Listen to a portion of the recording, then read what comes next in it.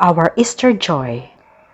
First station, the empty tomb promise. On the first day of the week, Mary of Magdalene came to the tomb early in the morning while it was still dark and saw the stone removed from the tomb. So she ran and went to Simon Peter and to the other disciple whom Jesus loved and told them, "They have taken the Lord from the tomb, and we don't know where they put him."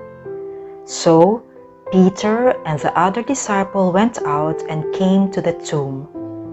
They both ran, but the other disciple ran faster than Peter and arrived at the tomb first. When Simon Peter arrived after him, he went into the tomb and saw the burial cloths there, and the cloth that had covered his head, not with the burial cloths, but rolled up in a separate place. Then the other disciple also went in, the one who had arrived at the tomb first, and he saw and believed. From the Gospel of St. John.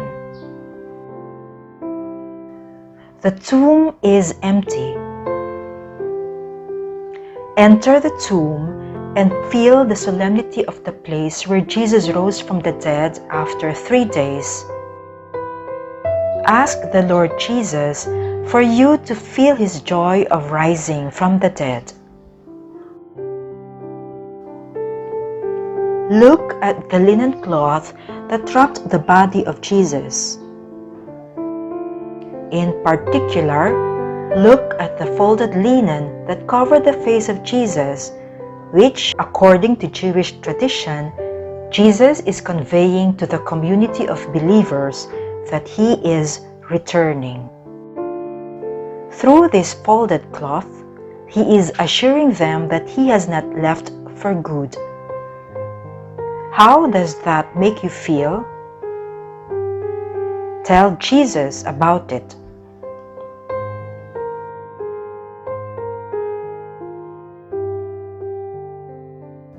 In our seemingly hopeless situation, Jesus comes again to tell us to put our hope in him.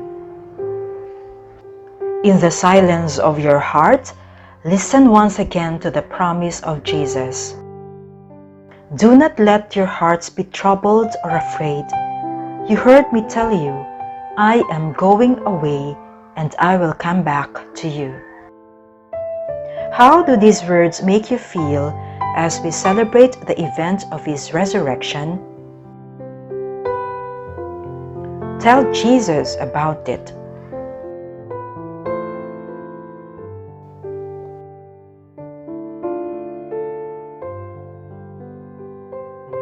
Lord Jesus Christ, you rose from the dead to tell us that death is not the last word, but life in your resurrected state. It is your joy that you would rise again to bring light and hope into our dark and wounded world. Let me grasp just a bit of that joy in your heart to awaken the hope at the core of my being.